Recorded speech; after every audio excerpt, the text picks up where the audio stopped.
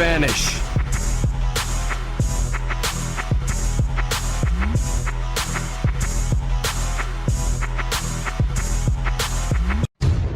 Bro, let me talk to you real quick about this anime called Re:Zero. Now, if you haven't watched Re:Zero yet, because I've been holding off in talking about this anime for quite some time, but I feel like now when it's reached this point, especially with episode 18, I feel like now is the best time for me to talk about it, to get some people who still haven't watched this anime or who are still in the fence on watching this anime to just jump in now and go watch this anime. This anime is by far, it's fucking lit. Like, it is legit probably the best anime. It's not the best anime, I'm not gonna go that far as to say it's the best anime, but it's by far one of the most interesting anime of all time. Like, it literally takes things and just, it takes you on a roller coaster of emotions, mind fuckery. Like, it literally will make you go, what the fuck? And as each episode goes down, it just draws you in. Like, I'm just gonna go in real quick, just give you guys a description of what Re:Zero is all about, and yeah, we'll start from there. So pretty much,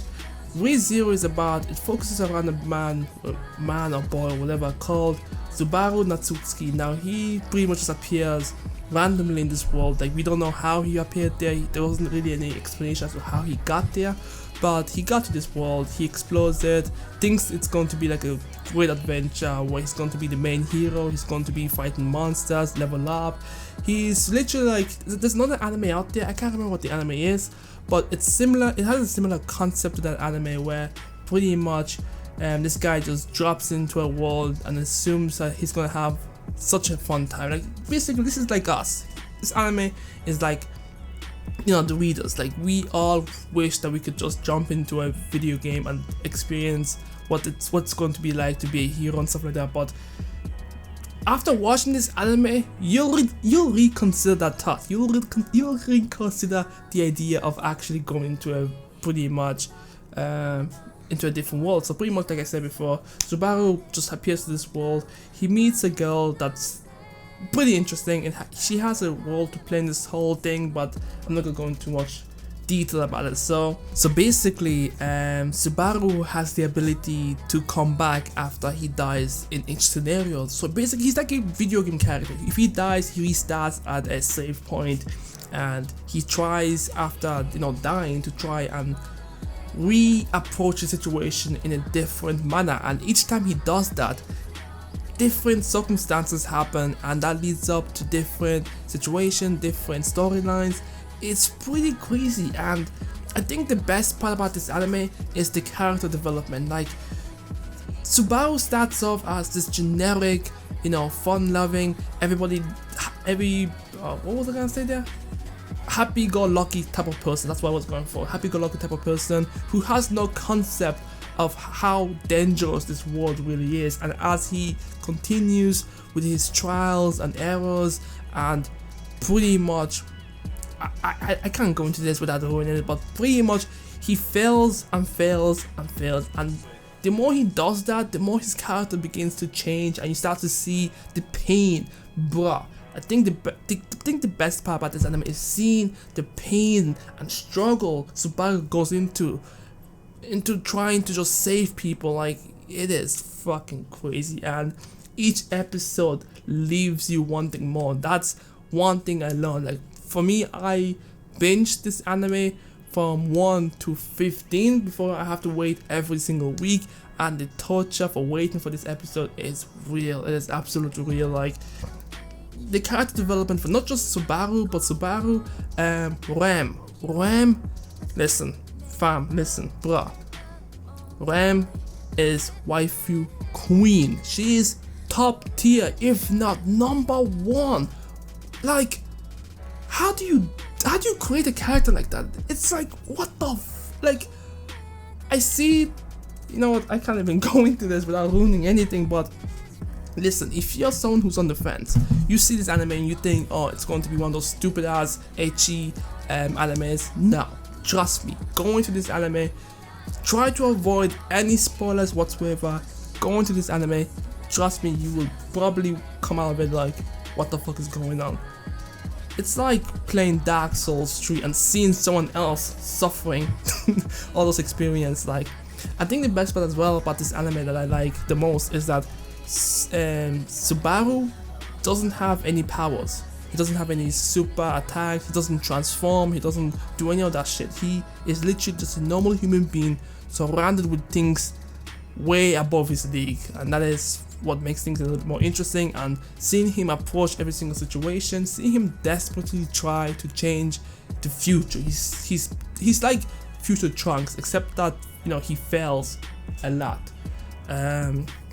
Seeing the way he fails, I mean, he succeeds a couple of times, but it's the way they tell the story, the way they do things here, is that it's so interesting. It actually makes me want to go and actually go read the manga, but I feel like if I read the manga, it's going to ruin the experience for me in the anime. So there's that. Like, it is such an interesting thing to see, and every character introduced in this anime is interesting in its own way. In fact, I haven't actually run into one character that actually annoys me or is boring or is, you know, plain or predictable. Everyone changes. Like, at first you think everyone has the same, you know, well, what can I, I just fucked up in the way I wanted to explain this. Like, pretty much when you first start watching the episodes, you will think you can understand, you will think that you know or have an idea of how this character is going to progress, you know, throughout the story. But with the way things go and with the decisions that Subaru makes, every character begins to change, and you start to see them in a whole new light. A darker, deeper layer of things start to show. You start to see layers of characters you didn't think they would actually have. It's like, bro, oh my goodness, things start to appear, things start to disappear, revelations just come out. It's like, what the fuck? Every episode just leaves you like, what the fuck just happened? How the fuck did this happen? How is he gonna get out of this situation? It's like, yo, it's crazy. And I would not have watched this episode if it wasn't for the tweets. Like, bruh, shout out to ZZ Toast. Like, you know, I just saw his tweet. It's like, let me just go watch this anime. It sounds pretty interesting, and the way he's talking about how this anime leaves him with a big old what the fuck kind of a situation. It's like, okay, I haven't watched an anime in a while. Let me just go watch this. And it's like, it's fucking crazy. Like, it's pretty much like if you've watched Erased. I think I've already mentioned this, but yeah, if you watch Erased, Erased had that kind of similarity where, you know, the guy has no power except for the ability to transport between time, and essentially he's trying to solve a mystery. This one in Re:Zero, it's like taking that concept and takes it to the next level. And bro, don't even get me started on the voice acting. The voice acting in this anime is superb, hands down one of the best I've seen so far. Like, there's real emotion going into these characters when they start doing all this voice acting and stuff like that. It's like, yo, like, I don't praise anime a lot. Like, rarely when I just watch anime, I just watch it and I'm like, okay, that's pretty cool. It doesn't entertain me, it's done its job, let me move on. But this one here is like, I want to talk about this anime because, like, I feel like you can really just talk about this anime, and that's just it. Like, and with episode 18, especially with the way it ended, I feel like now was the best time for me to just talk about the anime now, and then maybe I can start doing reviews for this anime because it is super interesting. Like, bruh, just watch it.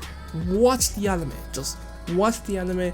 This is a video just me trying to get you guys to watch the anime. For people who are still on the fence, maybe they want to hold out, just watch the anime. I guarantee you, it's not going to be anything bullshit like, you know, random, just random shit happening, like, you know, ecchi stuff, harem stuff. Like, it's fucking crazy. Like, it goes 0 to 100 around episode maybe 7, I think, or maybe is it 6, I don't know, I can't remember anymore. But the anime starts out light, and then before you know it, it just goes into this dark theme stuff where you're like, what the fuck did I just sign up for? I did not sign up for this. It's like, it's crazy. Anyways, yeah, if you've watched the anime, let me know in the comment section below what you guys think, because I know for those who've watched it, they know exactly what I'm talking about. Like, this is me just trying to avoid going into great detail, because I feel like the best way to enjoy this anime is to know nothing about it and then go in